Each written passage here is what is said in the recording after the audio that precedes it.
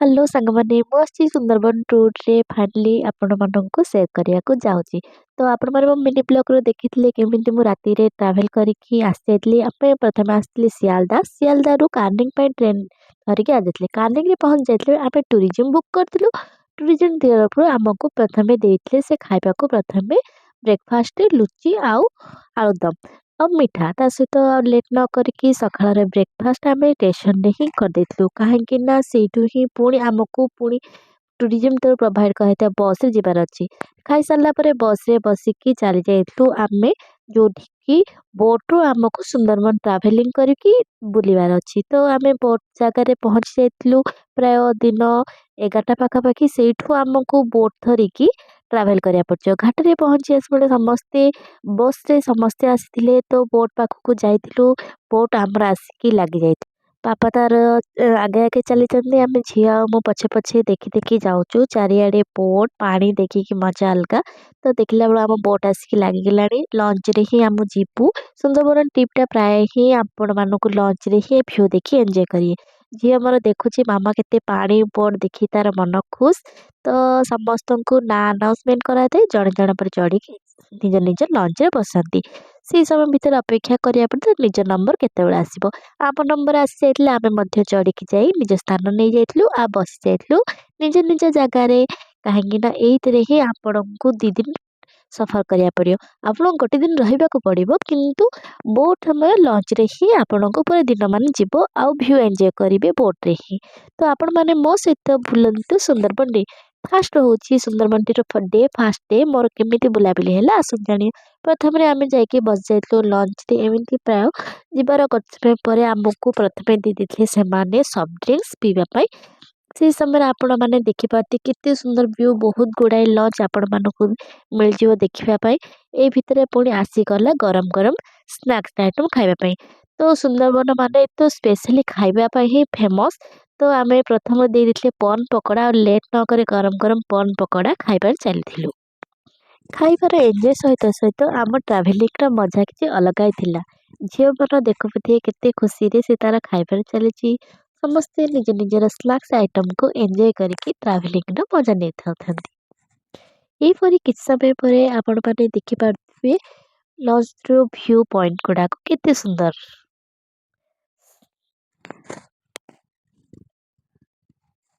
View enjoy କରି ସମୟ ଭିତରେ ଅଲରେଡ଼ି ଲଞ୍ଚ ଟାଇମ୍ ହେଇ ଆସିଲାଣି। ତ ଭୋକ ଏତେ ମାତ୍ରାରେ ଲାଗିଲାଣି କି କେତେବେଳେ ଖାଇବା ମିଳିବ। ତ ଦେଖୁ ଦେଖୁ ଲଞ୍ଚ ଟାଇମ୍ ଆସିଗଲାଣି। ଲଞ୍ଚ ଟାଇମ୍ ଯେହେତୁ ହେଇଯାଇଥିଲା, ବ୍ୟବସ୍ଥିତ ହୋଇଥିବା ଲଞ୍ଚ ପାଇଁ ଆମେ ବସିଯାଇଥିଲୁ। ଲଞ୍ଚରେ ଥିଲା ଆମମାନଙ୍କ ପାଇଁ ପୋଟଳ ତରକାରୀ, ଡାଲି, ଭାତ, ପର୍ନ, ମାଛ, କାକୁଡ଼ି, ତା ସହିତ ଚଟଣି, ପାମ୍ପଡ଼ ଏସବୁ ଥିଲା। ତ ସୁନ୍ଦରବନର ମୁଖ୍ୟତଃ ଖାଇବା ବହୁତ ଟେଷ୍ଟି ଥାଏ। ଲଞ୍ଚରେ ଭ୍ୟୁ ଏନ୍ଜୟ କରି ଆପଣମାନେ ହେନ୍ତାଳ ବନ ଦେଖିକି ଏନ୍ଜୟ କରିକି ଖାଇପାରିବେ। ତା ସହିତ ଆପଣମାନଙ୍କୁ ମୁଁ ସେୟାର କରିଦେଉଛି ଲଞ୍ଚ ଟୁର୍‌ଟା। ତ ତଳକୁ ଆସିଗଲା ପରେ ଆପଣମାନଙ୍କୁ ଦେଖିପାରୁଥିବେ ଲଞ୍ଚଟା ପୁରା ବେଡରୁମ୍ ବାଗିଆ ହେଇଛି।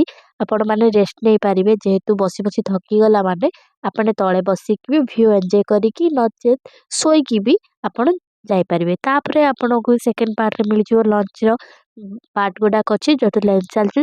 ନେକ୍ସଟ ଟାଇମ୍‌ରେ ପଛରେ ଅଛି କିଚେନ୍, ଯେଉଁଥିରେ ଆମମାନଙ୍କ ପାଇଁ ଖାଇବା ପ୍ରସ୍ତୁତ ହେଇକି ସବୁ ଗରମ ଗରମ ଖାଇବା ଦଉଛନ୍ତି। ତାପରେ ପଛରେ ରହିଯାଉଛି ଆପଣମାନଙ୍କ ପାଇଁ ୱାସରୁମ୍ ୟୁଜ୍ କରିପାରିବେ। ଡ୍ରେସିଂ ଟେବୁଲ୍ ବି ଅଛି, ଆପଣମାନେ ସଜବାଜ ବି ହେଇପାରିବେ।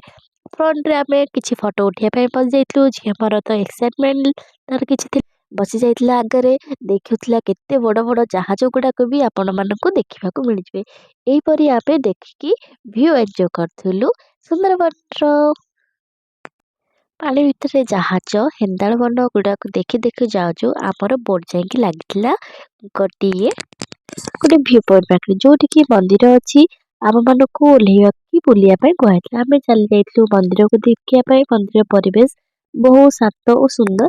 ଦେବୀ ମାଙ୍କର ମୂର୍ତ୍ତି ଥିଲା। ତ ଆମେ ସେଠି କିଛି ସମୟ ବୁଲାବୁଲି କରି ଫଟୋ ଉଠେଇକି ସନସେଟ୍‌ର ମଜା ନେଇକି ଆସିଥିଲୁ। ଆପଣମାନେ ପାଖରୁ ଦେଖିପାରୁଥିବେ ହେନ୍ତାଳ ବନ। ଛୁଆବେଳୁ ତ ଆମେ ପାଠ ପଢ଼ି ଆସିଛୁ ହେନ୍ତାଳ ବନ ମାନେ କ'ଣ ଆଜି ନିଜ ଆଖିରେ ଦେଖୁଛୁ। ସୁନ୍ଦରବନ ବିଷୟରେ ତ ଛୁଆବେଳୁ ଆପଣମାନେ ନିଶ୍ଚିତ ଭାବରେ ଶୁଣିଥିବେ ଆଉ ଜାଣିଥିବେ ସୁନ୍ଦରବନ କ'ଣ ପାଇଁ ଫେମସ୍। ତ ଆପଣମାନେ ଏବେ ଦେଖିପାରୁଥିବେ ସୁନ୍ଦରବନର ଭ୍ୟୁଟି। तो से समय केते समय आमे बुलाबुली कर सारिकी पुणी आसी जाइथिलु लंच को काहेकि लंच टाइम हो जाइथिला से डाकी ଦେଇଥିଲେ ଆମ ଲଞ୍ଚରେ ଆସିକି ଆମେ ବସି ଯାଇଥିଲୁ ଯେହେତु ସୂର୍ଯ୍ୟାସ୍ତ ଟାଇମ ହେଇଯାଇଛି ଆସିକି ଆମ ବୋଟ ପହଞ୍ଚିଯିବ ଯୋଉଠି ଆମେ ଷ୍ଟେ କରିବୁ ୱାନ୍ ନାଇଟ୍ ସେଠି ଆମକୁ ରିସୋର୍ଟରେ ଆମେ ରହିବୁ ସେଠି ୱାନ୍ ସାଇଡ୍ ଷ୍ଟେ କଲା ପରେ ନେକ୍ସଟ ଡେ ଆମେ ପୁଣି ଟ୍ରାଭେଲିଂ କରିବାର ଅଛି ସେଥିପାଇଁ ଆମମାନଙ୍କୁ ନେଇକି ସେମାନଙ୍କ ତରଫରୁ ପ୍ରୋଭାଇଡ କରାହେଇଥିବା ଟୁରିଜିମ୍ ତରଫରୁ ଗେଷ୍ଟ ହାଉସରେ ରଖିବେ ତା ସହିତ ସେଠି ଆମକୁ ଡିନରର ବି ବ୍ୟବସ୍ଥା ରହିବ ଆଉ ଏନ୍ଜୟମେଣ୍ଟ ପାଇଁ କିଛି ଫେସିଲିଟି ରହିବ ଏହିପରି କିଛି ସମୟ ଆମକୁ ଦେଖିପାରୁଥିବେ ଏଇ ହୋମ ଷ୍ଟେ ଆମକୁ ପ୍ରୋଭାଇଡ କରାଯାଇଥିଲା ଏଠି ଆମେ ରୁମ୍ ନେଇକି ଆମ ରୁମ୍ ଦିଆହେଇଯାଇଥିଲା ରୁମ୍ ଘାସି ଯାଇଥିଲା ପରେ ମୁଁ ଦେଖିଦେଉଛି ଆପଣମାନଙ୍କୁ ରୁମ୍ କୋଉ ଟାଇପ୍ର ମିଳିଥିଲା ଆମକୁ ଟୁରିଜିମ୍ ତରଫରୁ ରୁମ୍ ବି ବହୁତ ବଡ଼ ରୁମ୍ଟେ ମିଳିଥିଲା ଦୁଇଟି ବେଡ୍ ପଡ଼ିଥିଲା ଆଟାଚ୍ ବାଥରୁମ୍ ତା ସହିତ ବହୁତ ସୁନ୍ଦର ବାଲକୋନିରେ ଭ୍ୟୁ ବି ବହୁତ ସୁନ୍ଦର ଦେଖାଯାଉଥିଲା ଆପଣମାନେ ନିଜେ ଦେଖିପାରୁଥିବେ ତ ଟୁରିଜିମ୍ ତରଫରୁ ଯେହେତୁ ଅଛି ତ ଆପଣମାନଙ୍କୁ କିଛି ପ୍ରୋବ୍ଲେମ୍ ହେବାର ନାହିଁ ତ ଆରାମସେ ଯାଇକି ବୁଲାବୁଲି କରିକି ଆପଣମାନେ ଆସିପାରିବେ ଏହିପରି କିଛି ସମୟ ଯେହେତୁ ହେଇସାରିଲା ପରେ ଯେହେତୁ ଦିନମାନ ଟ୍ରାଭେଲିଂ କରାହେଇଛି ସେଥିପାଇଁ ଫ୍ରେଶ୍ ହେବାକୁ ଚାଲିଛି ଫ୍ରେଶ୍ ହେଇକି ଆସିସାରିଲା ପରେ ତ ନେକ୍ସଟ ପାଇଁ ପ୍ରିପାରେସନ୍ ହେବାକୁ ବସିଯାଇଥିଲୁ ସେ ସମୟରେ ଆସିଯାଇଥିଲା ଗରମ ଗରମ ଚିକେନ ପକୋଡ଼ା ତ ଥଣ୍ଡା ପାଗରେ ଗରମ ଗରମ ଚିକେନ ପକୋଡ଼ା ଖାଇ ଦେଇଥିଲୁ ଚାଲି ଯାଇଥିଲୁ ପୁଣି ବାହାରକୁ ଡାକରା ଆସିଯାଇଥିଲା କାହିଁକି ନା ଆସିଯାଇଥିଲେ ଡ୍ୟାନ୍ସ ପ୍ରୋଗ୍ରାମ ଷ୍ଟାର୍ଟ ହେଇଛୁ ଝୁମରା ନାଚ ସେଥିପାଇଁ ଆଉ ଲେଟ୍ ନ କରିକି ଫଟାଫଟ ରେଡି ହେଇକି ଆମେ ବାହାରି ଆସିଥିଲୁ ବାହାରକୁ କାହିଁକି ନା ନାଚ ଦେଖିବୁ ପ୍ରୋଗ୍ରାମ ନାହିଁ ତ ସରିଯିବ ଲେଟ୍ ନ କରି ଆସିକି ବଜାଇଥିଲୁ ଅଲରେଡି ଷ୍ଟାର୍ଟ ହେଇଯାଇଥିଲା ପ୍ରୋଗ୍ରାମ ମୁଁ ଆସିଲା ବେଳକୁ ନାଚ ଗୀତର ଆସର ଜମି ସାରିଲାଣି ଆପଣମାନେ ଦେଖିପାରୁଥିବେ ମୋ ଭିଡ଼ିଓକୁ